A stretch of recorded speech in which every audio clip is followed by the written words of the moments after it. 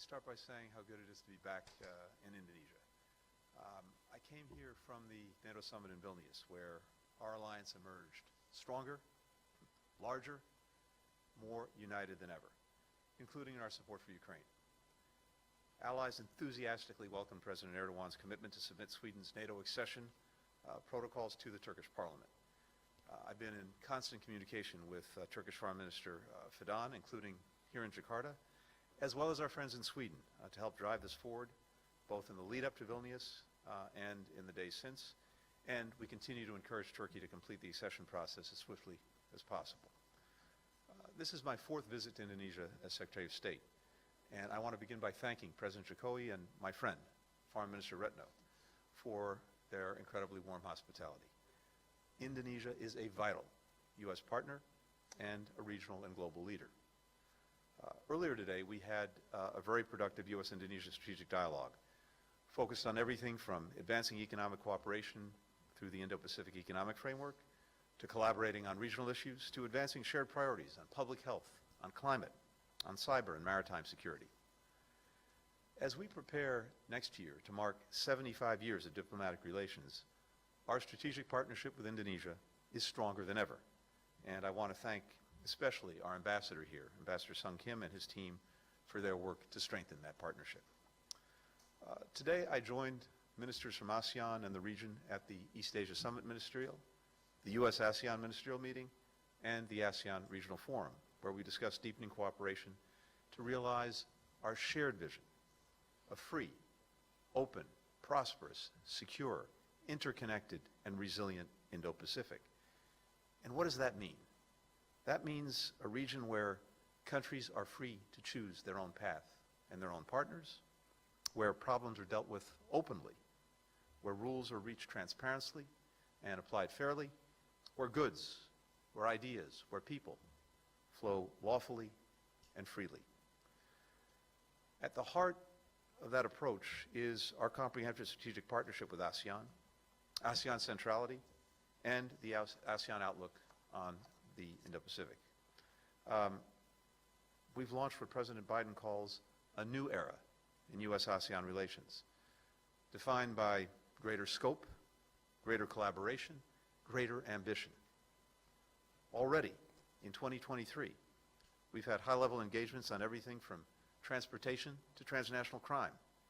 Next month, the U.S. will join ASEAN ministers for economic, energy, and climate meetings, in addition to convening the inaugural ASEAN-U.S. Dialogue on the Rights of Persons with Disabilities.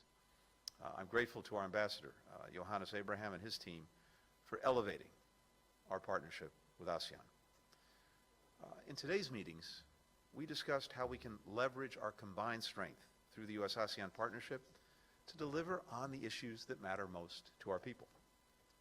The United States is ASEAN's largest source of foreign direct investment, and over 6,200 American companies operate within ASEAN countries, generating inclusive and broad-based growth that will benefit all our people. Last year, U.S. trade with ASEAN totaled more than $500 billion, and that supported more than 625,000 jobs in the United States. To make that trade faster, cheaper, more dependable, we've invested significantly in the ASEAN single window. That's an automated system for clearing customs across the region. We're partnering to address the climate crisis and to accelerate the clean energy transition. That includes working to launch the U.S.-ASEAN Climate Solutions Hub, which will help ASEAN countries build greater resilience and meet their ambitious emissions reductions targets, and as well our collaboration on renewable battery storage and electricity transmission. This was a subject of some discussion today.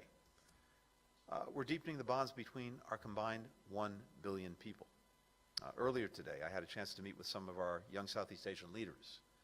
Since we launched WASILI a decade ago, we provided fellowships and in-person training to more than 6,000 trailblazers who are literally transforming their communities, and we're going to double the size of WASILI in the next 3 years. As we work to advance this affirmative vision, this affirmative agenda for the region, we're responding to challenges to our shared security and prosperity and to the broader international order. As the military regime in Myanmar continues to commit atrocities and undermine regional stability, there was broad support in today's meetings for continuing to press the regime to end the violence and to fulfill its commitments under ASEAN's 5-point consensus. The DPRK's unlawful weapons of mass destruction and ballistic missile programs, including its latest ballistic missile launch just this week, also threaten the region and the global non-proliferation regime. We remain committed to the denuclearization of the Korean Peninsula, to countering the DPRK's malicious cyber activities, to addressing its systematic human rights violations. And as we've consistently said, both publicly and to Pyongyang, we are prepared to engage in dialogue without preconditions. Unfortunately, to date, Pyongyang's answer to that proposal has been to launch more missiles. Like many countries in the region, we're concerned by the PRC's increasing assertiveness in the South and East China Seas and in the Taiwan Strait. We remain committed to upholding freedom of navigation and overflight in the South China Sea, a critical throughway for global commerce and connectivity, and we support ASEAN's negotiation of a code of conduct consistent with international law. The United States also seeks to maintain peace and stability in the Taiwan Strait, which is in the interest of all nations. 50% of global commerce goes through that strait every single day. Some 70% of the semiconductors made for the world are made in Taiwan. We continue to oppose unilateral changes to the status quo by either side. The United States will continue to responsibly manage our relationship with China, including by strengthening channels of communication to make clear our positions and intentions around these and other issues, as well as to explore areas where the U.S. and the PRC might cooperate on shared challenges. Yesterday, following up on my trip to China a few weeks ago, Director Wong and I had a candid and constructive conversation on a range of bilateral, regional, and global issues. These included Russia's war of aggression against Ukraine and cross-strait relations. Despite very clear areas of disagreement, the United States is also prepared to work with Beijing on challenges that affect people in the United States, the PRC, and around the world. Finally, Russia's war of aggression on Ukraine continues to harm not only Ukrainians, but people across this region. It is essential that we extend and expand the Black Sea Grain Initiative, which Russia is threatening to end once again on July 18. If Moscow follows through on its threat, developing countries, including in the region, will pay the price, including quite literally with higher food prices as well as greater food scarcity. As we work to extend the initiative, we also stand ready to support a just and lasting peace to the conflict based on the principles of sovereignty, territorial integrity, and independence. Principles that are at the heart of the United Nations Charter and ASEAN's Treaty of Amity and Cooperation, and that reflect the desire of people and nations in every part of the world to be able to choose their own path, free from the use of force, coercion, or aggression. The U.S. and ASEAN will continue to champion these principles together as we tackle shared challenges and realize the promise of this extraordinarily dynamic region. With that, happy to take some questions. We'll first go to Abigail Williams with NBC News.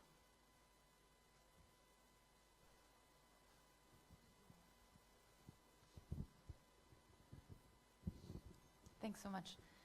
Mr. Secretary, Abby? What was your message to Director Wong about the recent attack on State Department and Commerce email accounts? Was your own account targeted, or were those of other senior officials at the State Department? And what consequences will Beijing face? And if I may, one more, what progress has been made on the cases of wrongfully detained Americans, Mark Spadong, Kylie, and David Lin? Thank you. Let me start with the second part of the question first. As always when we engage with our Chinese counterparts, we are raising and working on the cases of detained Americans, and did so again yesterday. This is something we're working on. It was a subject of some discussion when I was in Beijing as well, and we will continue to work on that until we succeed in bringing people home.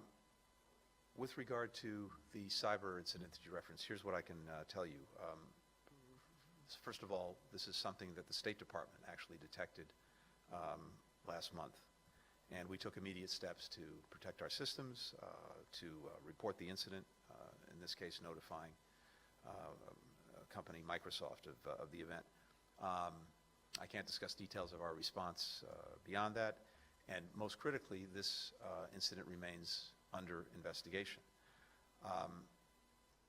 As a general matter, we have consistently made clear to China as well as to other countries that any action that targets the U.S. government or U.S. companies, American citizens, is of deep concern to us, and we will take appropriate action in response. We'll go to Yvette Tanamal with the Jakarta Post.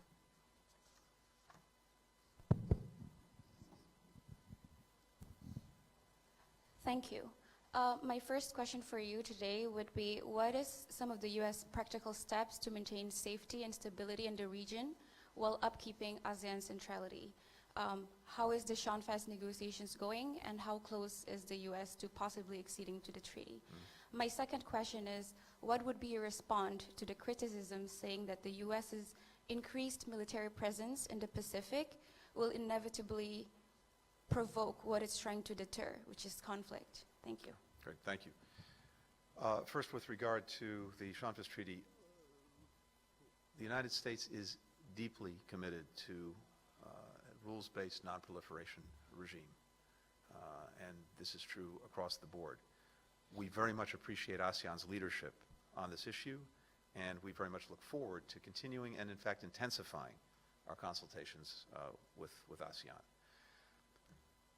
Our engagement in the region is focused intensely on an affirmative agenda, on working collaboratively with countries in the region, both individually, bilaterally, and through ASEAN, on the issues that are of most concern to the citizens of all of the countries in the region and people in the United States. And I mentioned some of them earlier. If you look at the ASEAN agenda, when it comes to tackling the climate crisis, when it comes to advancing renewable energy, when it comes to global health, when it comes to infrastructure, when it comes to education, science and technology, the digital economy.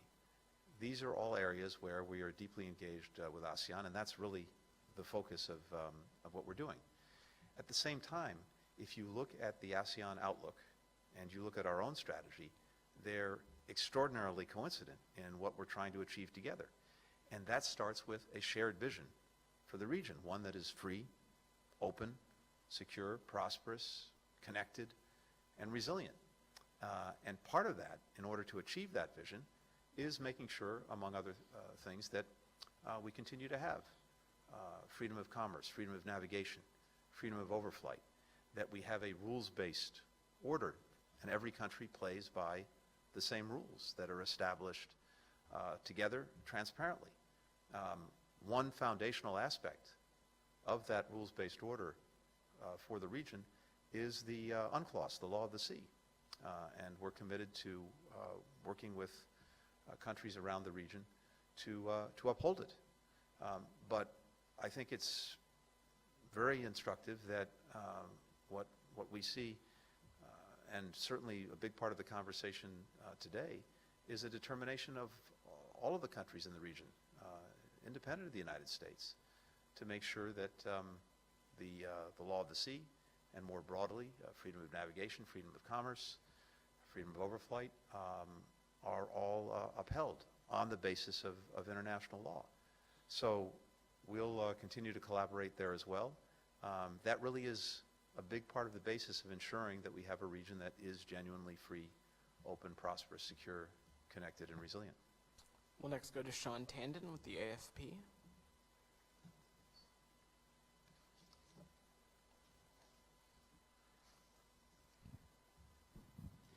Thanks, Mr. Secretary. I was digging the shirt earlier, but... well, I was tempted to keep it on for exactly. you, Something more comfortable. I wanted to ask you about another person who's here. You mentioned in your talks with the Chinese foreign minister. Of course, Sergei Lavrov was also here, the Russian foreign minister. The last time you were in a room with him in Delhi in March, you did have a conversation. Wanted to see if you had any engagement at all, even informally, with him. If not, why not? Did you find his appearance here at all constructive? How did that go? And more broadly, Southeast Asia, how do you see them on the invasion? Do you see that they're largely in line with the U.S. stance on that? And if you allow me something different, you mentioned on Burma, Myanmar, there's a broad support in ASEAN for pressuring the junta. Thailand recently has been engaging the junta. How do you see that? Do you see that as a step forward? Do you see that as contradicting ASEAN efforts? Thanks. Thanks, Sean. So, look, I don't think it's appropriate for me to speak for the members of ASEAN. I'll let them speak for themselves. I think it's fair to say that based on what we heard from Foreign Minister Lavrov today, his interventions and engagements were not constructive or productive on any issue. He focused, unlike the United States and unlike many other countries, on a totally negative presentation and agenda in which he effectively ascribed every problem in the world to the United States. We were resolutely focused on the affirmative agenda that we have with ASEAN, including many of the issues that I've already had an opportunity to discuss. But I'll leave it to you to see how others heard that. But I think there was a very stark difference in the focus that we brought to this affirmative agenda and this shared vision for the future of the region, and what we heard from Foreign Minister Lavrov.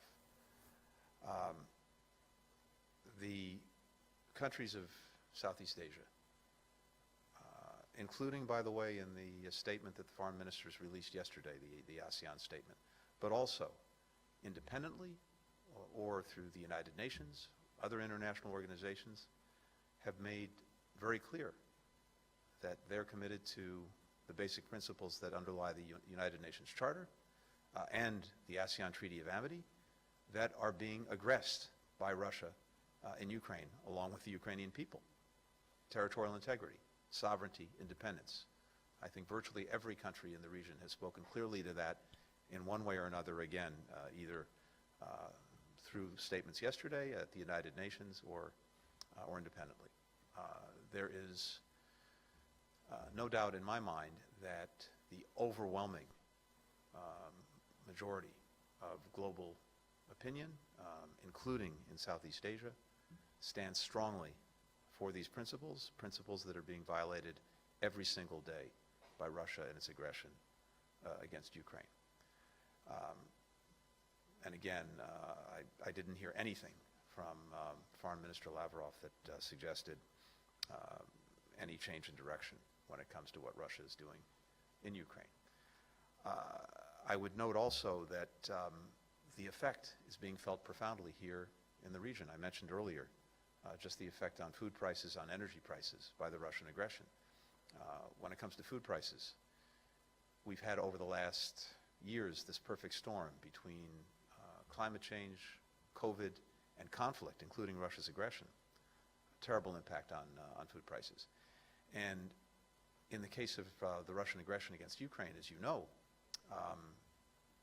initially they were blockading the port of Odessa and prohibiting Ukraine from exporting its wheat and other food products to the rest of the world. And Ukraine has been one of the breadbaskets of the world. And the result was prices going even higher, supply going even lower. The Black Sea Grain Initiative, which the United Nations and Turkey helped produce with the support of many other countries, at least had the effect of getting Ukrainian grain and wheat and other products moving out of Ukraine and back onto world markets. And the result of that initiative has been the delivery of the equivalent of 18 billion loaves of bread, primarily to developing countries, and also for everyone, a lowering of prices. The fact that Russia is now once again using that as a weapon in threatening to end it is targeting not just Ukraine, but targeting people throughout this region and around the world. So I think it's everyone's expectation that Russia extend and indeed expand this initiative.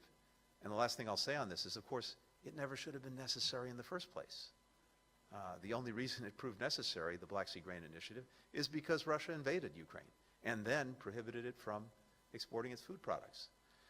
So I think there's a clear demand signal from around the world, including countries in this region, that at the very least, if Russia's not going to end its horrific war of aggression against Ukraine, at the very least, it extend the Black Sea Grain Initiative so that these food products can get out to the world, keeping prices down, keeping supply up. And finally, with regard to your last question on Burma, look, we support any effort that can advance the five-point consensus and its implementation and adherence to that consensus by the regime in Myanmar. We'll next go to Iqbal Himran from Metro TV.